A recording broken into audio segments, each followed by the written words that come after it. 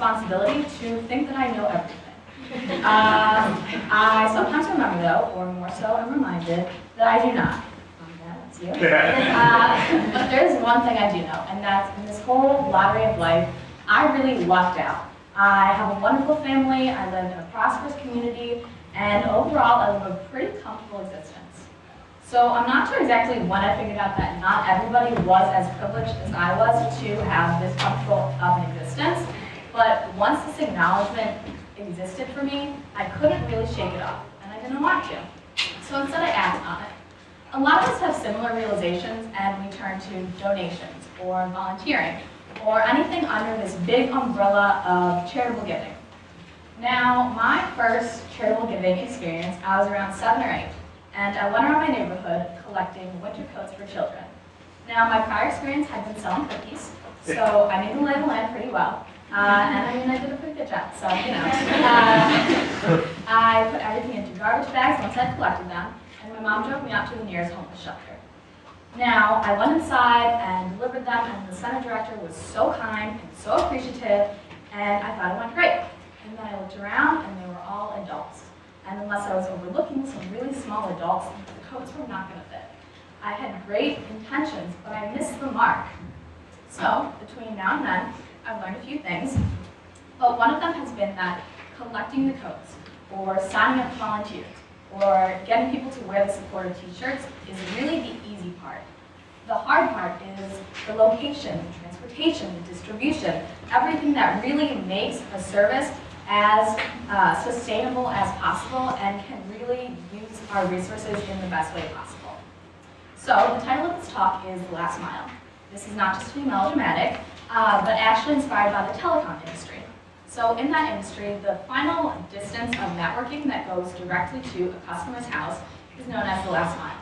It's the most difficult to install, it's the most expensive, but for obvious reasons, it's the most important. It's so critical. So I believe that if we focus on this idea of the last mile within volunteerism, that we can really yield the best results. We can bridge this gap that exists between simply being a volunteer and truly performing and providing a social service. We can bring the general to the custom and the generic to the specific. So, for example, I volunteered a few summers ago at a nonprofit in downtown Chicago. They helped low-income families with free tax assistance. Now, the big things were not a problem for this nonprofit. They had long lists of big city accountants who were willing to donate their time as kind of an extension of their professional lives to help people in need. The thing that was really important that made it such a successful operation was that they addressed all of the little things.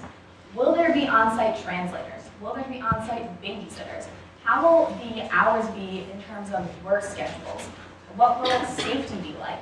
And once all these little things were addressed, it became incredibly successful. It wasn't just what was most convenient for the people working at the nonprofit, it's how can we best serve the people, the community that we're trying to serve.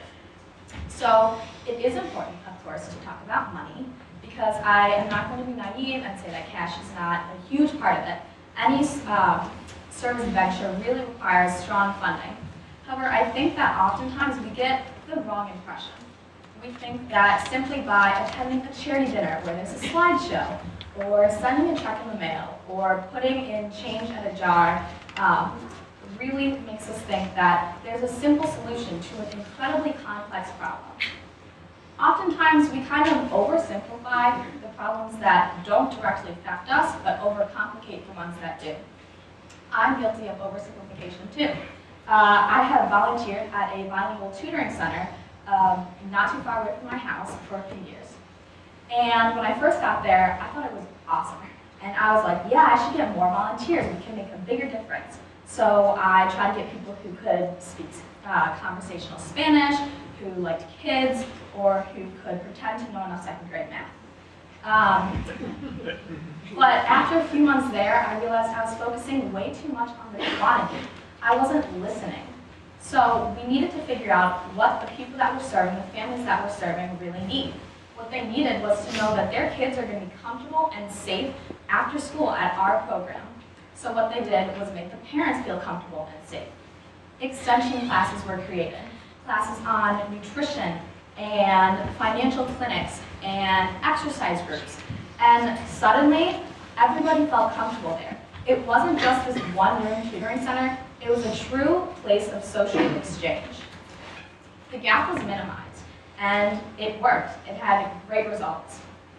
I think that it is a basic human instinct to give, to share. It helps others and it helps ourselves. It gives us more happiness and more utility.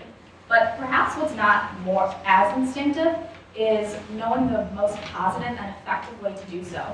So I encourage you, the next time that you're thinking about charitable giving, stop seeing it as this intimidating umbrella and as more of a personal and tailorized thing to provide sustainable and the best results to the people that you're trying to help. I've done this myself, still working on it, but as a very lucky winner of the lottery of life, I feel that it's my responsibility to try to figure it all out. And ironically, in doing so, I've gotten even luckier. So, thank you.